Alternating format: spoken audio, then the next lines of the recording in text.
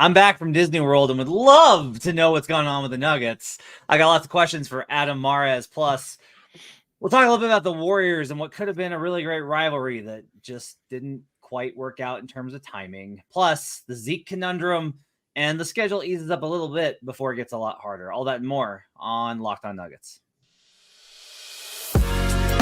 You are Locked On Nuggets, your daily Denver Nuggets podcast. Part of the Locked On Podcast Network, your team every day. Welcome to Locked On Nuggets, your daily Denver Nuggets podcast. Part of the Locked On Network, your team every day. Thanks for joining us and making this part of your day and your first listen. We appreciate you being in every day or checking in with us every day, Monday through Friday, to get the latest and best in Nuggets coverage on the podcast interwebs. Appreciate you guys being with us. Today's show is brought to you by Gametime. Download the Gametime app, create an account, and use code LOCKEDON for $20 off your first purchase. My name is Matt Moore. I'm the senior NBA writer for the Action Network. I'm back from Disney World. I am back with an Infinity Gauntlet, and I got one of the orbs from Guardians of the Galaxy. So I got lots of references in the background and movies Adam Mares has never seen. I'm joined by Adam Mares, Director of Content for DNVR, on today's show. I've been gone, and I need to figure out what the hell has been going on with the Nuggets. So I'm going to ask Adam some questions, and we'll talk a little bit about the schedule easing up.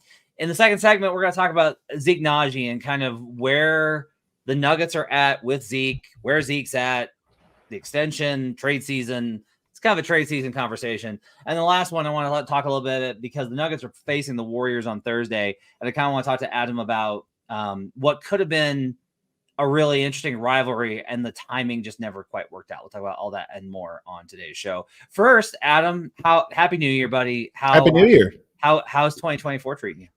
So far, so good. But it is good to be back, man, doing the show again. So I'm glad you had a little vacation, got a little rest in, and yeah, it's good to be back on the show. I did not get a lot of rest in. I walked like 17 miles a day and stood in line in Florida, trying not to catch COVID. But I also had a really awesome time. It was really great. So I have some questions for you. Okay. So they played the Memphis Grizzlies. How did that game go? Dominant. No Ja. He got sick that game, and it was just a very lopsided affair. I saw that he got sick and was just like, God, he went to that one establishment before the game. I see. Okay. And then they got just like beaten down by OKC. Is this just like, yeah. I mean, this was one, if you remember the first game of the year, KCP locked up Shai Gilgeous-Alexander. Jokic just murdered Chet Holmgren. It was a dominant. Nuggets win by 30 points. It was dominant. The second game, Denver collapsed. You know, they had an 8-point lead. I thought Oklahoma City played them very well. No KCP that night. Shai goes off, and then Denver collapsed in the last couple minutes, and you feel like a fluke. This one was a wire-to-wire domination. It started right away.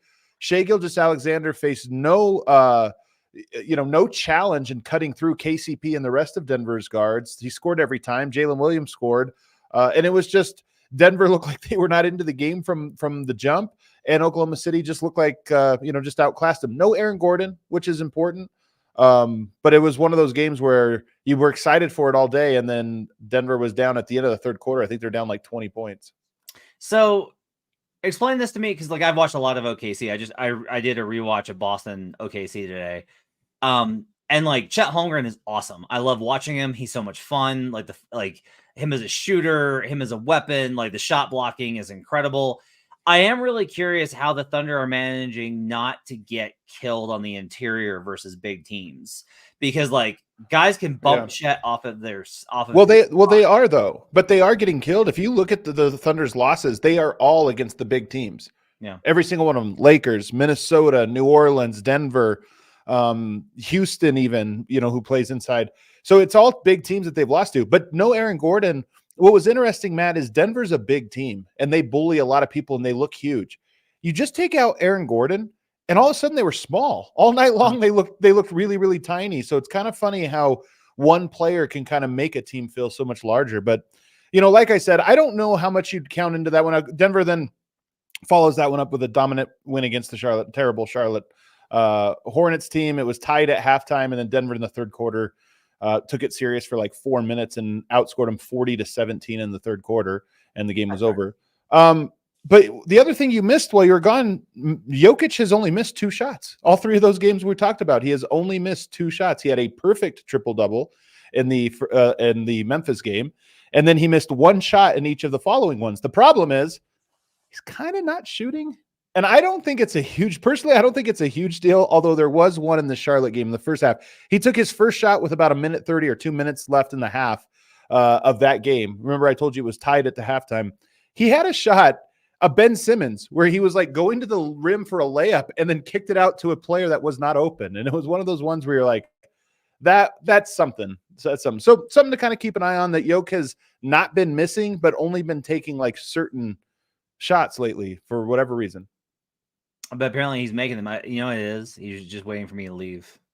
And then he was like, I'm just going to not miss now. It is really funny that he chooses not to shoot and then makes all of his shots after I have an entire conversation about how he hasn't been as efficient. That's amusing. So the schedule, they play the Warriors on Thursday. And then the schedule, I said it lightens up, and Adam was like, not really. They have a back-to-back versus Orlando on Friday. Right. Part of this is that, like, from my perspective, Orlando's at the end of a West Coast road trip, and it's just been like loss. Like, the Magic are good, and so like there's all this kind of like, are the Magic any good? And it's like, yeah, they're just on a West Coast road trip. These coastal road trips for teams that are young and inexperienced and still trying to find their way are really rough. And like, to me, this is just like a schedule L. I think it's their last one on the way out, and like that's always the worst one, because you're just like, I just want to go home. I just want to sleep in my own bed. I just want to go home and not be on Mountain Time or Pacific Time. I want to be back in normal, where things are normal. But Denver's on a back-to-back though. Just so there is that aspect of it for Orlando. Orlando played tonight, so they'll get a day off. And then they face the Detroit Pistons at home. That will be the only thing that will be interesting about the game. Is this is a prime opportunity. Like, they have lost to the Detroit through the years in what I strongly feel is an intentional trolling of Michael Malone. Like, I firmly feel that the Nuggets band together and really come together as a team to annoy the hell out of Michael Malone by losing to the Pistons. So, yeah, I don't know that they're gonna, I don't think so. Yeah, this is not that team, so that one should be pretty easy. Yeah. They're at Utah. Look, Utah's much better at home. They're in a groove right now. They're playing pretty well. That one's sneaky tough, but still very winnable. And then things do get harder, because then they face the New Orleans Pelicans, but that one's at home. And then the Indiana Pacers at home, and Indiana is round night. I watched the Pacers. I was on BetStream for Pacers Bucks. That was a great game. Hallie's so good, man. Hey, he just owns the Bucks. I can't do Hallie though. I don't like that nickname. I don't know. I don't know if that one's catching on. I don't like it. Would you rather Burton? We'll do the other. Man, he doesn't have a very good name to shorten, and Halliburton is long. I started doing it because all the draft nicks that love him call him Hallie, so I call him Hallie. And then the real stuff starts. It's rivalry week. They're at the Sixers. They're at the Celtics. It's the East Coast road trip. At the Wizards, at the Pacers, at the Knicks, and then we need our Nuggets. We need the Nuggets to play really well here this next week and a half, so we have confidence going into that. Because I feel at the moment, with Jokic not really shooting, I'm kind of sitting here going like, all right, I'm not ready for the 76ers matchup emotionally. Yeah, I need to get on that level. It'll be very interesting to see. By the way, they do face the 76ers at home on January 27th for the annual Joel Embiid is not available night. So we'll check in on that. But this is an opportunity over the next couple of games for them to fatten up a little bit before the East Coast road trip begins. On the other side, I want to talk about Zeke Nnaji. And I want to talk about how that season has gone, where they're at. It's trade season, so we need to kind of talk about if there is a need that needs to be filled by Denver with limited options to do so, if that even needs to be a conversation. We'll talk about that up next here on Locked On Nuggets.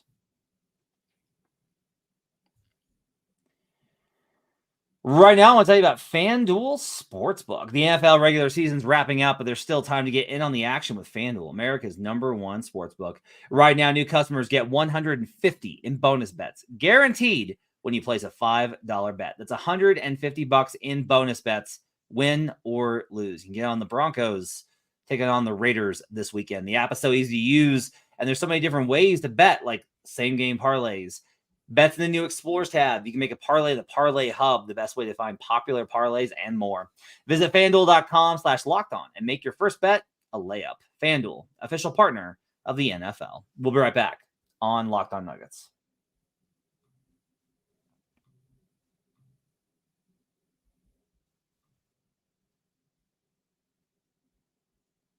Back here on Locked On Nuggets. Thanks for joining us, making this part of your day. Appreciate you guys being with us. Adam Mares and Matt Moore with you on a Wednesday night.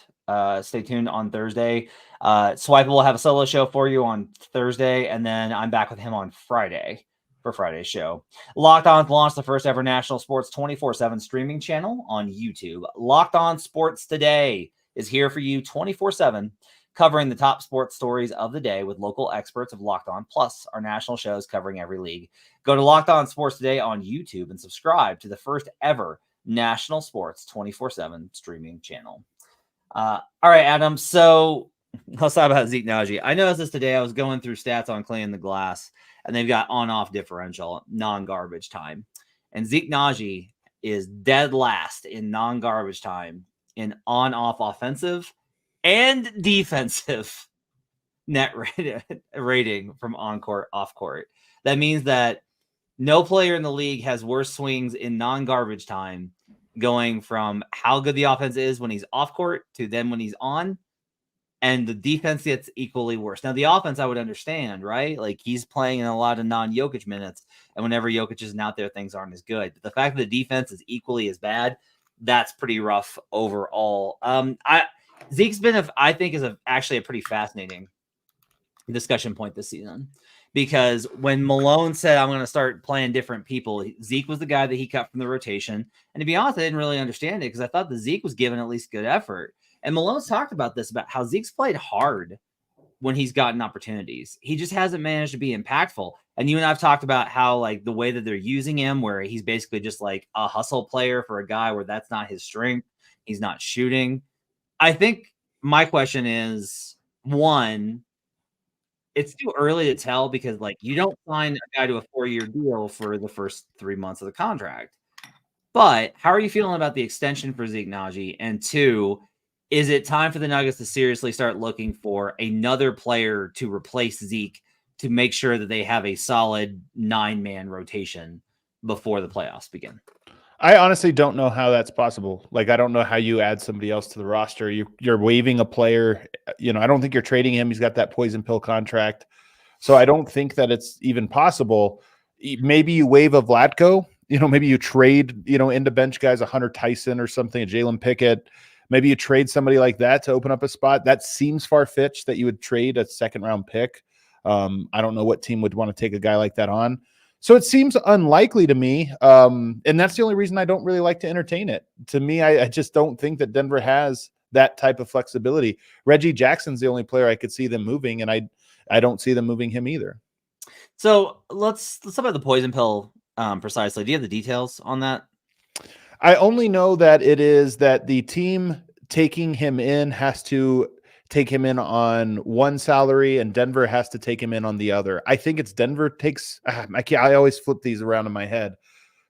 He has his current salary, what he makes, and his salary that he will be making with this extension.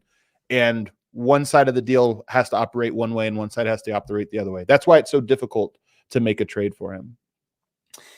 Yeah, it's not like there's going to be a lot of teams that are necessarily jumping up and leaping for him. I get that. So I guess then if there's not a trade that's possible, I don't necessarily think they even need to trade Zeke, because I think you're selling on them low. And in my experience, executives never want to do that. Like, the sunk cost fallacy is a very big problem in the NBA. Do you think that the Nuggets should be like, I guess here's a scale. With one being like, sure, if they come calling, we'll pick up the phone. And 5 is like out there working the phone lines. How much should the Nuggets be looking for? Just a player, just somebody to put there. Yeah, just somebody to pick up, whether it's on the waiver wire after the trade deadline. Like, trying to find something. How aggressive should they be to try and find that ninth guy? Because we know the starters. Reggie has struggled lately, but is still Reggie, and like it's still been good enough. Obviously Christian, and obviously Peyton Watson. So like that's 8. Here. To me too. Like something slightly more above just sitting there if the phone rings. But here's why: the Nuggets are 9-1, or no, 8-2 in their last 10. 8-2. It kind of feels like the sky is falling. Like, what do they got to do? They got to shore this up. Well, I think they are sitting right now 1 game back of the 1 seed in the Western Conference, and they've won 8 of their last 10. Right. Like, part of me is just like, and they haven't had Murray for most of this and all. I'm just like, look, this is a thing that sucks because you want everything to come easy. You want it to be like an easy stretch for Denver. And I look at it and I go, the biggest story for me with Zeke Nnaji right now is that he's played terribly, but also that he clearly does not have the trust of his teammates or his coach. He has not been in the rotation. He's only been in the rotation in 2 of the last 7 games, at playing basically garbage time or tiny stints in the other ones. And he's played poorly when he has gone. So it's not like this is even a knock on Michael Malone. But my whole thing with them has been Denver has to decide how much they want to commit to Zeke. They don't really have other options. And it seems like Michael Malone's approach has been, we just don't believe in him, so we're not going to commit to him at all, but we can patch it up and we can get to the finish line, and then the playoffs, it won't matter. I don't love that plan, but I understand it, and I think it'll be fine. So this is my whole take on it: is the extension kind of sucks because when they made the extension, there was a range of outcomes they were hoping for, and Zeke is probably as bad of an outcome, not an injury addition, that you could have gotten. I mean, he has been that bad. So for me, I just think that you ride this out. Maybe Michael Malone gives him an opportunity again at some point and he plays well. But at the moment, he's not playing well or not playing, and you've won, you've only lost 1 game since Jokimus. Carlos notes, the NBA needs to make it so teams are able to gain a roster spot when someone's injured for the entire year. It never made sense to me. Actually, Carlos, they did. Yeah, they filed for the disabled player exception, which enables them to sign a player based off of the Vlatko Čančar injury. So that's actually a thing that has. And it's going to be like 1.1 million, I think I saw. So it's not very much money. It's like a tiny amount. They could add just an open guy. So you've convinced me, and I didn't need a lot of pushing here, that there's nothing to really do here, and it's fine. Like there's nothing that has to be done because they're still, again, like you said, killing it. Let's talk about Zeke long term though. Like, what should be the plan for the Nuggets with Zeke this summer? Like, what should they be telling him? Like, what do you do with Zeke Naji on this 4-year extension? I mean, honestly, I think he's played so poorly that unless he has a turnaround, like a meaningful turnaround where he plays real minutes and then plays well, you're at the point right now where it's almost certain that you're just going to have to trade him. And remember, when Denver signed him to that deal, you need to have different types of contracts on your books. You need to have tradable ones. And Zeke's contract, the value of it is tradable for a useful player. It's just now he's played so poorly that you're probably parting ways with a pick or 2 just to get rid of him and get back anything. So I still think Denver's playbook is the same as if he played better. Just the difference is if he would have played better, I still think they would have looked to trade him. They just wouldn't have had to attach a pick. But unfortunately, I think the game plan has always been sort of a, let's see how this breaks. And the likeliest outcome is that he gets traded in the summer anyway. On the other side, I want to talk about the Golden State Warriors, and I want to talk a little bit about how this could have been actually somewhat kind of a rivalry and a really interesting arc. And unfortunately, fate conspired to make the Nuggets and Warriors more ships passing in the night. We'll talk about that up next on Locked On Nuggets.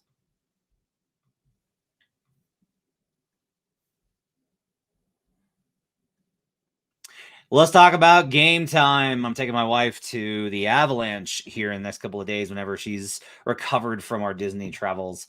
And to do so, we decided that we're just going to use game time. We're just going to head on down and we're going to get tickets right there day of, because you can get great deals right up to the start of the event on game time, even an hour after it starts. If you really want to get, if you want to go to an event and you are willing to not to miss the opening, it's a really great deal.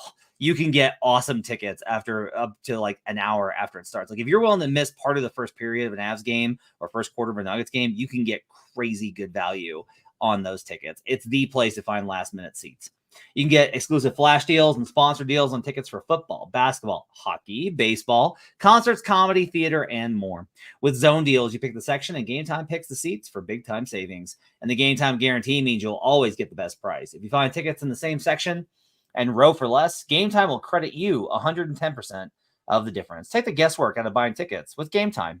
Download the Gametime app, create an account, and use code LOCKEDON for $20 off your first purchase. Terms apply. Again, create an account and you redeem code LOCKEDON for $20 off. Download Gametime today. Last minute tickets, lowest price guaranteed. We'll be right back on Locked On Nuggets.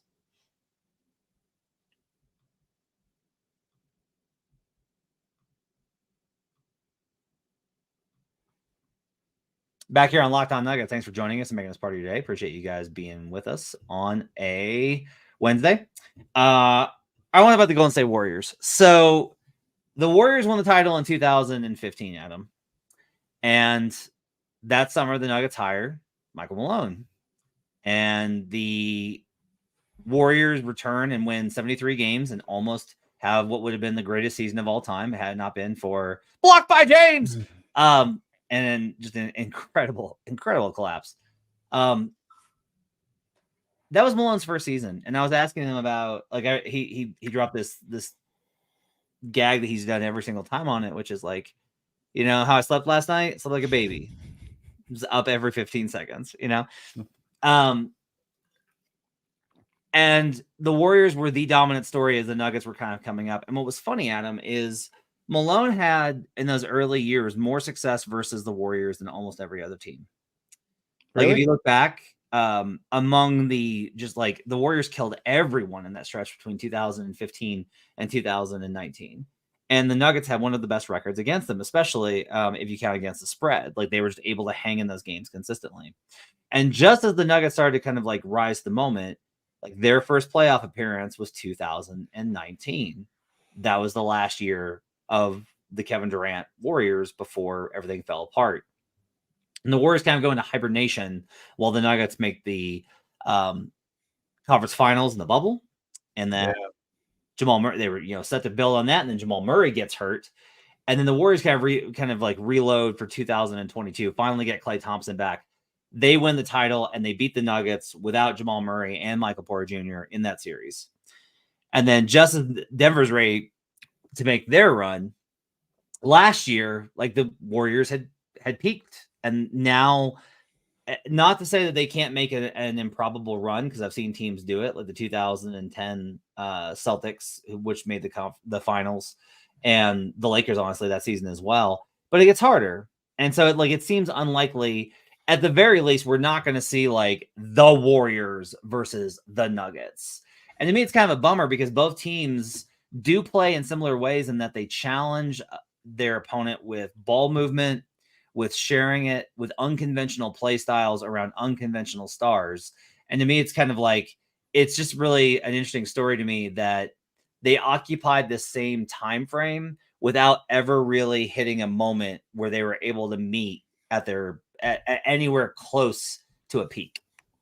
Yeah, it would have been fun to see those two teams go against each other. The one thing I'll say is that the Nuggets haven't looked like the Warriors. They did in the playoffs, 16-4, but they haven't looked like them in the regular season. The Warriors won 67 and then 73 games pre-KD. So they haven't ever done that. But it would have been fun to see. I actually don't look at this as a rivalry. You know how I look at it, Matt? I look at it as, or not even like it's too bad they didn't get the rivalry. I look at it as it was a handoff. You had the Spurs, then the Warriors, then the Nuggets. And in between that, you had the Heat and the Cavs and the Lakers. And it's almost like there's two molds that have kind of run alongside each other. And the Nuggets have been to this point the sort of example of this era's version of what the Warriors were. So that to me is more what it is they're almost the echo of the Warriors. That's a good way to put it. It is the echo of the Warriors. It's like you could still see that there's these moments, because one of the things I've talked about is last year was very familiar for me with watching them in the playoffs, because these championship teams, they're in these tight spots and the games get tough and the crowds are loud and they reach for that thing that has always been there for them. Like that mode, that gear that they've always been able to get to. And then suddenly it's not there. And you see kind of like this look of realization on their faces as they're like, we're mortal. Right. And that's kind of where they're at now. Steve Kerr had a long talk with Klay Thompson. I liked what Klay Thompson had to say about that conversation. I thought it was neat. Yeah, I thought it was really cool. And basically what it was is like Kerr was telling him, like, you're too focused on the stats, you're too focused on the production, you're too focused on All-Star. Like, this is the end of your career. Like, you need to enjoy these moments, enjoy the competition, because like you'll miss it when it's gone. And that was really cool to see. But it's also like, this is part of the entire process, which is like Klay coming to grips with his own basketball mortality. Yep. And LeBron honestly started to see that a little bit. And that's where, even if it was just pettiness or over dramaticism or whatever, there is a part of it that entire post-series retirement nonsense that he went down. Part of that is like him realizing, like, I don't want to, like, the toughest part about losing when you're at this point in these guys' career is you're like, I went through all of the training and all of the conditioning and all of the pain and the injuries and everything it takes to get ready to play. And I did that for 6 months. And now I got to go do it all over again. I have to start all over. Yeah. It's like, have you seen Brewster's Millions? No. Oh, God, so good. You would love it. That's an old school flick. I know it. He gets all the money. He's got to spend it to keep it. Yeah, it's great. Well, anyway, this sequence happens where he lost track of some money and somebody invested it and they wind up making all of this money. He's like, I'm right back where I started. And that's like how these guys are, where it's like you burn yourself out. And so this Warriors team, I think it's really fascinating to watch them. Like, I've been really enjoying this narrative arc of just seeing what this is like for them after having seen it with so many other teams and other superstars and other franchises. Like, one of the classiest, honestly, one of the classiest endings for me was watching, like, I was at Tim Duncan's last game, because his last series versus the Thunder in that playoff series. I have this incredible photo. Sorry, I'm just like kind of waxing poetic now, but like I have this like really incredible photo in 2000 and was that 16? I think that was, it was 16. In 2016, the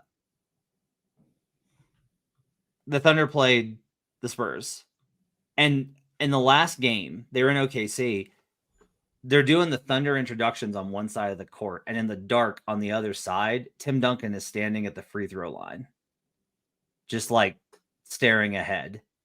Like, I get chills every time I look at that photo. Like, it's really incredible. And you're kind of seeing this. And what's actually really fascinating about the Warriors is that all this is happening while Steph is still incredible. Like, he's still such a force of nature. Yeah. And that's what I think is really incredible. So, all that said, I've waxed poetic a lot. What's kind of your thoughts on this matchup and like where it's at now? Like, how do you feel about this matchup versus how you would have felt with the Warriors? I still fear the Warriors just because I fear Steph Curry. Sometimes he makes shots that, you didn't do anything wrong. He just made them, and he still has that. In fact, I would argue Steph kind of looks more like himself, than not. He kind of looks like the same guy. So I still fear them, even though I think their team is pretty flawed. I will say that they have found some guys lately. Kuminga's been somebody I've been waiting for and kind of skeptical of, but what I've seen of him recently, using his body a lot better, being more aggressive. Here's actually what I wonder. I've always thought, like, Draymond, he's such a core piece of that team and his antics and all this stuff, but I kind of wonder if this team is just tired of him, because I do see some guys that are playing better in his absence that make me like Kuminga. I just wonder if sometimes it's not even a person's fault. Sometimes it is, but I wonder if guys like that are playing better because Draymond's not around. That being said, I don't think they're very good. Denver, this is a game that Denver can win. I think they're underdogs going into tomorrow, but they can win, and it would be a very impressive win for them to go and get. I think part of it is with Draymond, they're honestly so set in their same sequences. And those same sequences don't necessarily work as well with the different personnel that they have. They worked great when it was Sean Livingston and Andre Iguodala and Leandro Barbosa and David West and the other guys they had in like 2019, et cetera. But it's a little bit different when you have different guys. It just isn't the same. And guys, I've been trying to think about this. Let me know if you come up with an answer. But I've been trying to think of a comp for Brandon Pajemski, and I can't think of one. No. I can't really think of a player that he reminds me of, but he's good, man. He is good. Again, this is not a team though that I'm not afraid of the Warriors. Like in a playoff series, there's not a lot of teams I'm afraid of, quite frankly. We did this over at DNVR the other day. I said only the Timberwolves. I know that's weird because there's some other teams playing well, but the Warriors definitely not on that list. Do they climb out of this? Would it be a drag to play them in a first round? Yeah, it'd be a scary first round, but they're just a flawed team. They don't have a lot of great pieces. Here's what I think about this matchup based on when they played last week. They had a size advantage on the wing that they used to their advantage playing against Denver. And that's interesting because you rarely see people post up KCP and Jamal Murray and those guys. Denver's a big team. But they had Wiggins, they had Kuminga, and they used those guys on switches in the post, and they had success with it. Not enough success, but they had success. So that's something that I'll look for in this game to see, does Denver adjust to that? Are they concerned about that? And is that something that Golden State thinks they found, and they're going to try to exploit it even more in this matchup? I'm curious. Yeah. I think I do want to kind of note this because you mentioned you're not really scared of anybody. I said this today, that the only team in the league I trust is Denver. Yeah. That's the only team in the league I trust. The Celtics, I was tweeting about how Missoula doesn't hammer matchup advantages. Like he always just kind of wants to play their style of basketball. It's one of those like principles over everything. Yeah. And I'm just like, you need to be able to just hit a team and break them with a sequence or an action or a matchup. And he's not willing to do it. The Bucks, like their defense is, their defense is so bad. And I don't trust Griffin. Yeah. I don't trust Embiid in a playoff series, even though this is his best shot. Like this season with Maxey, with this roster, and with Nurse in particular, this is his, like, he better make a conference finals for the love of God. And then the West, like, look, the Wolves are tough. But it's like, yeah, the Wolves are tough because like you don't want to underestimate them. But I don't think you have to fear Minnesota. You just have to rise to you better not take them lightly or they'll kill you. But that's different. They're good. I mean, they're a good team, but you're right. All these teams are unproven. I mean, everybody has kind of been all over Oklahoma City lately, and I think for good reason. They have impressive wins and they play an incredible style, and they're just a great story. But we got to see them win before to go from nothing to 4 playoffs round wins. That's just a lot. The Clippers, I think, are on a bit of a roll here. I do wonder, the Lakers look like they're going to go down. At the time of recording this, they're down 13 points. Yeah, 2 minutes to go. They're going to lose to Miami. They've now lost, what is this? Since the in-season tournament, they are going to be 3-7 in their last 10. Like, Anthony Davis and LeBron are still playing well. Even tonight, Anthony Davis, you look at his stat line, it looks incredible, and they're going to get murdered on their home court. Should we write them off? 29, 18, 5, 2, and 5 from Anthony Davis. That's an A-plus stat line. I haven't seen the game. That's an A-plus stat line. And yet, they're getting killed at home. Notably there, too, his numbers have been fantastic. Like, his individual numbers have been absolutely incredible. I wrote this about the Warriors, too, with Steph. Like, they're losing his minutes. Minus 15 tonight, like one of the worst on the team. That's insane. Like if 5 blocks and 2 steals, though, that's not like stat padding stats. 5 blocks, that's pretty good. Yeah. 22, 18 rebounds. Like it's hard to stat pad. Hey, that. And I'm fine with saying that like AD's doing everything he can, and without him, they would get killed. That's fine. Maybe that's it. I don't know. I personally don't take that approach because I see a lot of flaws in his game, but I think it's fine for you to take that approach. But regardless, it's like, well, look, if this is AD playing like this and he's still consistently getting minuses like the overall nets are good for him on the season because of the IST, but like he got like there's a lot of nights when they lose his minutes badly. What does that mean? Like, what if you're not good enough to win when he's playing like that? What happens if he doesn't? Yeah. What do you think about this? I know we're going to go long. We're going to get yelled at for this, but they are a lock to get 2 All-Stars. Oh yeah. And yet they're going to be out of the play-in. They're 17-7. They're going to be 17-18. Yeah. Warriors beat the Nuggets tomorrow. They're the 11 seed. They're not even in the play-in tournament. Can they really get 2 All-Stars? Look, in the NBA, Adam, we reward winning. That's right. Unless it's the Lakers. Well, that's historical winning. Then you have to for history. Yeah, that's what it's about, not just like bandwagon ass. Damn right. All right, that's gonna wrap it up for Locked On Nuggets. Thanks for joining us. Appreciate you guys being with us. Make sure to check out Adam over at DNVR. He and I'll be back on Sunday night for World's Finest. You can catch Swipe It tomorrow on the solo show, and then Swipe It and I'll be with you on Friday morning. Have yourselves a great week. We'll talk to you guys again next time on Locked On Nuggets.